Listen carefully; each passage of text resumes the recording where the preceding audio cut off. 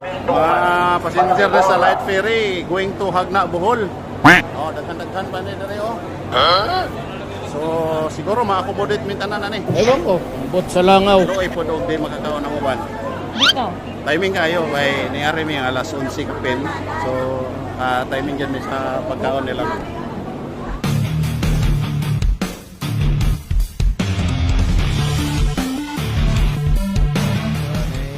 Mamahaw tanin nyo guys. Kauban mo sa pasahero sa barko. Mamahaw po sila dire. Okay. Kami mga stranded.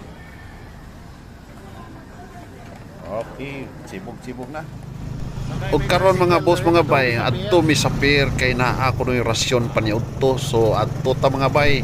So gikan sa among gi-check-inan mga bay, nag-tricycle lang mi mga bay kay medyo dool-dool man padung sa pier. Ug naamis pud ko diring dapita sa nasipit no kay padung sa pier. Dili siya traffic mga boss mga bay. Mga tricycle lang o mga single nga motor nga dagan diring dapita, dili sama sa uban mga lugar sa Pilipinas nga perting trapika pag padulong lang sa pier.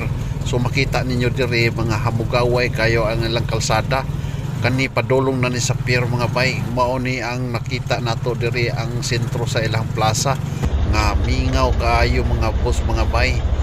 So mao ni og shout out da sa mga bulanon nga naa diri dapit sa nasipit no, og sa akong mga amigo nga naa diri sa nasipit, shout out sa inyong tanan. Palihog niya ko palo sa ato ang bulanon sa desierto mga boss mga bay. Kung makita ninyo mga boss mga bay na anata diri karon sa pier no sa nasipit, og naa diri mga boss mga bay ang Tugo Shipping Lines para Manila. Og oras na mga bay sa kainan. Amo ang pagkaon, thank you. Lami kayo ni ba? Uy, so itong ablihan ang pagkaon na to doon. Wow, so enough good ni mga survive na sa itong paniudto karon. So magkaon na ta. Happy na ang mga pasahero dire oh. Oo, kay makapaniudto na ta sakto sa oras. Shout out mga bay, update ta sa ato ang i-vlog hapon itong isang adlaw na gabi no.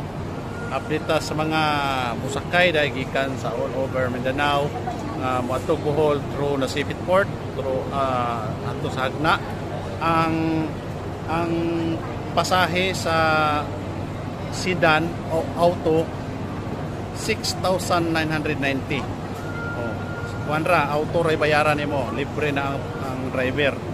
Ang SUV mo kantidad og 8,880 mo nay bayaran nimo.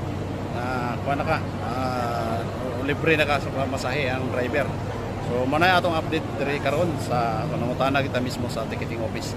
So mo na mga bay o magbaylan mo, dala yung masakinan mo na inyong bayaran. O plus 60 pesos sa PPE at ticket. Time check.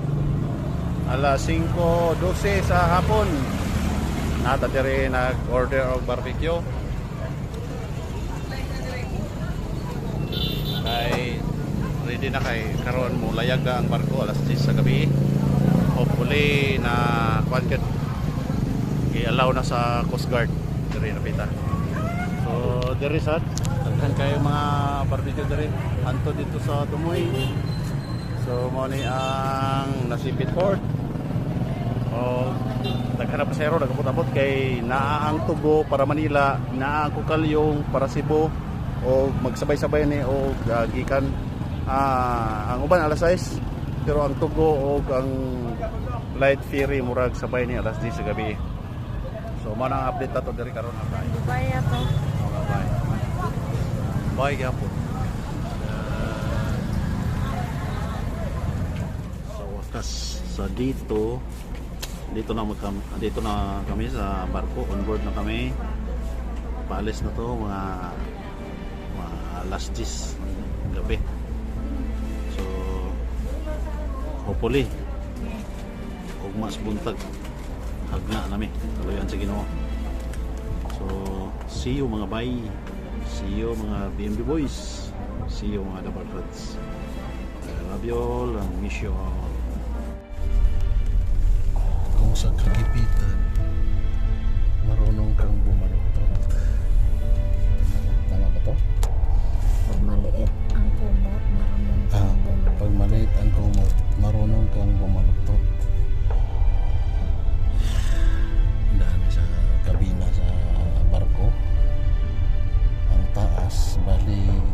sa may ka cabin.